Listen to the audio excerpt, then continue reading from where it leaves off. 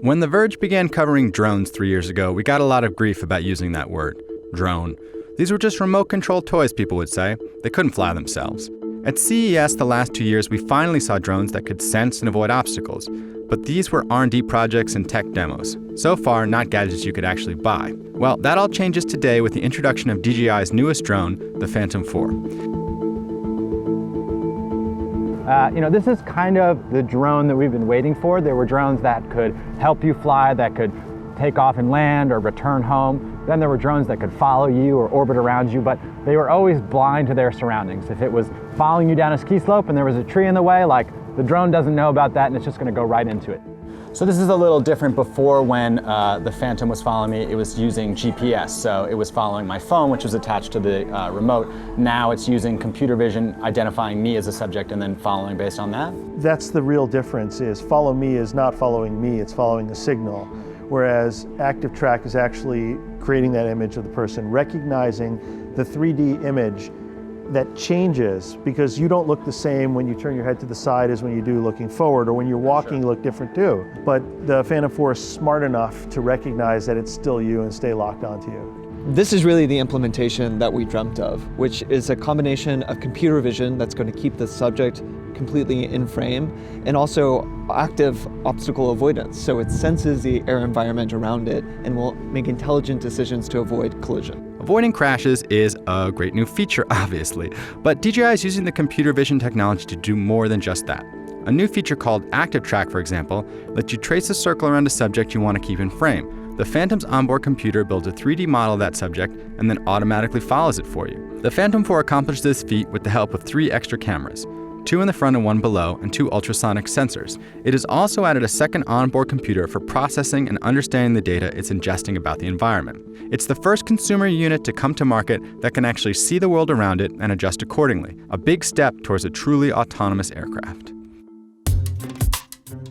The new Phantom isn't cheaper than previous versions. In fact, at $1399, it's more expensive than the top-tier Phantom 3 was at release, but the pitch from DJI to consumers, especially beginners, is different this time. Normally when people ask me, this is my first drone, what should I buy? I would say buy the cheap one, learn how to fly. I'm getting to a point with this craft, despite what you were talking about, slightly above the Phantom 3 Professional in price when it comes out, with those autonomous flight modes, a beginner can fly this. So the learning curve used to be pretty high, even before the Phantom series.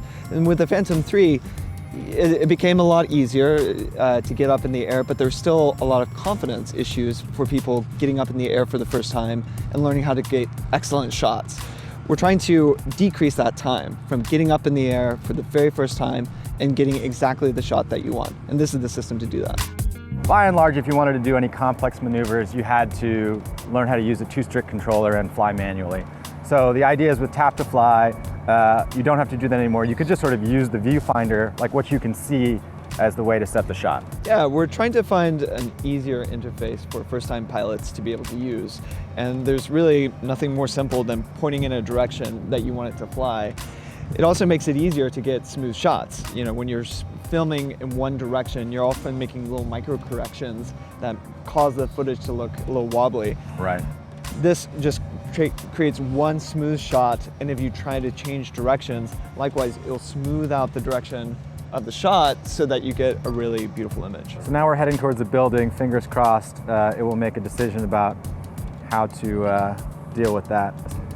So yeah, as you can see, it just got a really beautiful shot going over the top of that abandoned factory, and we didn't decide to ascend. It did that all on its own.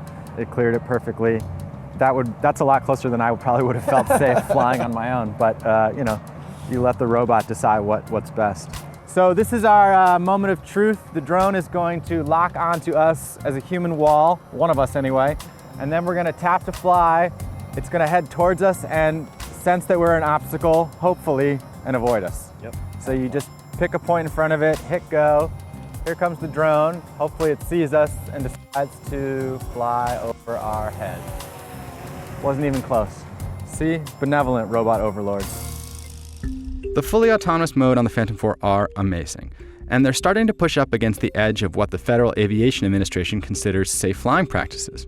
So I guess the hardball question I ask now is, if somebody buys this and learns to take off with the swipe of a button and just uses tap to fly, they never learn to fly, then what happens if something goes wrong? They've never really used a two-stick controller.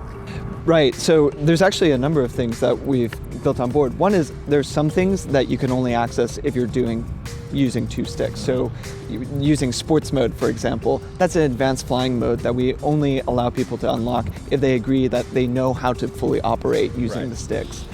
Then there's some more advanced features like that rotation around people that still requires using the two-stick interface while it's tracking. So it's these different things that we're trying to provide options for people going from the very entry level to more advanced features down the line. I think the thing that is most exciting and probably most terrifying about this is that a lot of beginners are going to be able to take this drone out into the field, to do a lot of great flying, and to basically never learn to pilot. It's kind of like when Tesla pushed that update to its car that was self-driving and then told you to keep your hands on the wheel. That's the way people are. If you give it the ability to be completely autonomous, some people are going to get reckless with it. But definitely the most exciting drone I've ever played with, and the one that is most aptly referred to as an actual drone.